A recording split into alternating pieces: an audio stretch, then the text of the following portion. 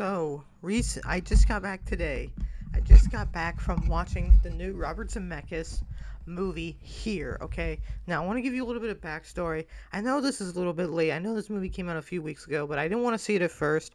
And then I had a movie gift card, and I was going to go to the movies, and it was either between this movie or Red One. I know, Red One is not a good movie. I wanted to go see it just because it was bad, but I'm like, okay, the premise sounds interesting.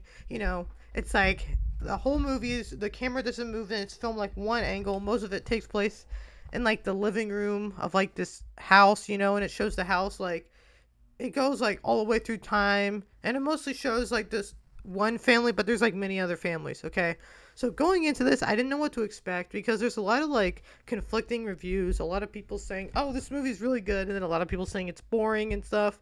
And I just want to say that after watching it, I just want to say that I actually really was surprised, and I really liked this movie. It was great. It actually made me tear up in a few parts, and I am not usually a person that I don't tear up in movies. I don't. But this movie did it for me. I don't know what, but it did it for me. Now, the way like cuz I thought it was going to be bored. I'm like, how are they going to make a whole movie that's just like the camera doesn't move and it's just like one angle the whole time.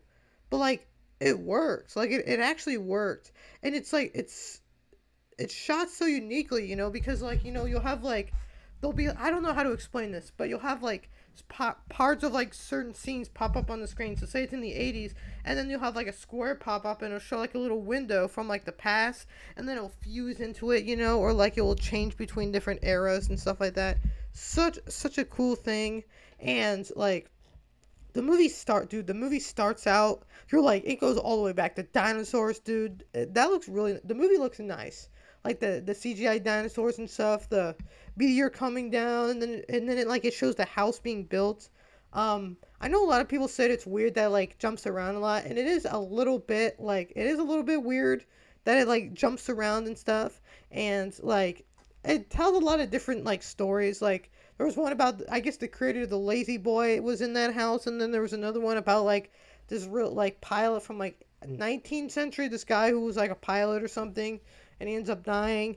And then there's like another one of like Ben Franklin is in this movie, like, but it's all at the same angle. It's at the same area where the house was. It was just before the house was built. Ben Franklin's in this part. Like, it just shows glimpses of Ben Franklin, and then it like jumps forward like to like modern day, and it shows like this one family, moving in with like a maid or something. So there's like a lot of different like stories to it. I felt it was a little bit weird how it kept jumping around, and like I don't know. I just felt like I don't know why like some of them were in there. I just kind of wish they would like I wish because like the main story with like Tom Hanks and Robin Wright, I think that's her name, or some, yeah, their family. It showed them. I really liked that story. I wish they had like more of it in there. Like the Ben Franklin thing, I don't know why that was in there. The family in modern times, it was a little bit interesting. It was pretty cool, but I don't know why that was in there. It was kind of like random, like all over the place. But like the story of it was actually really good because it showed like Tom Hanks's parents. It shows them going into the house. They're like the husband's a soldier, the wife is something else. I don't know. It shows them going into the house. They're buying the house, and then it shows them like having kids during Christmas.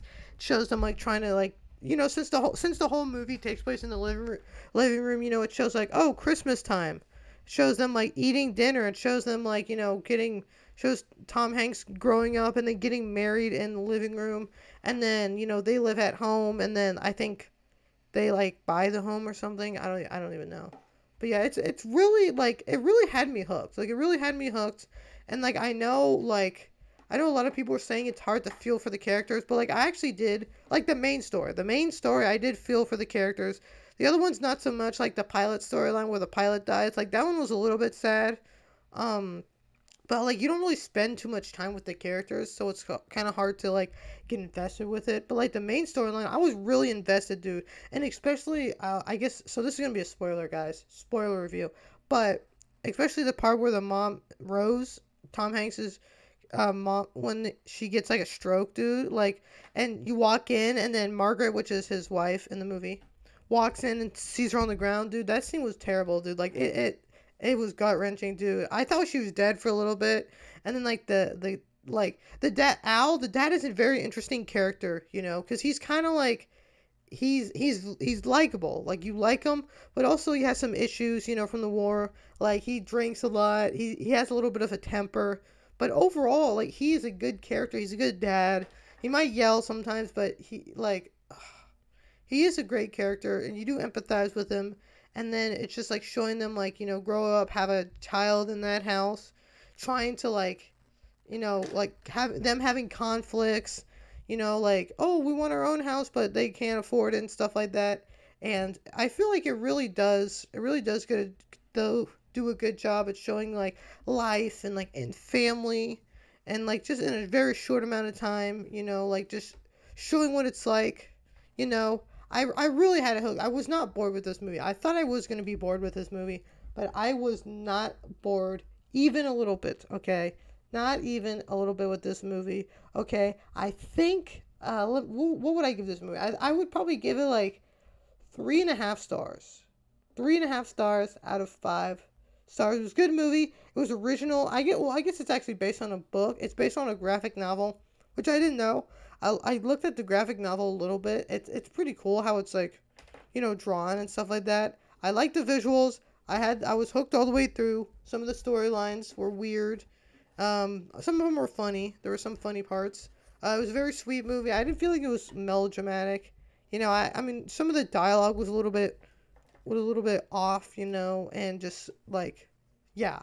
But overall, and the ending was nice, dude. The ending was really sweet, dude. Like the ending had me tearing up. Them in the house, like, because the movie starts with him as an old man walking into the house because he sold it, and then it just goes back through all the stuff, and then at the end of the movie, it goes back to modern time, and it's him and his wife, I guess, Margaret got like, is it Alzheimer's, you know, and she has a hard time remembering, but then they're sitting there, and then she finally starts to remember like all this, like the stuff, dude. Oh, it was such a sweet ending. I loved it. I would give this movie 3.5 stars. Okay, definitely go watch it. Don't go see Red One. Don't go see that crappy movie. Go see this movie instead. Really nice. And Robert Zemeckis, you did a good job.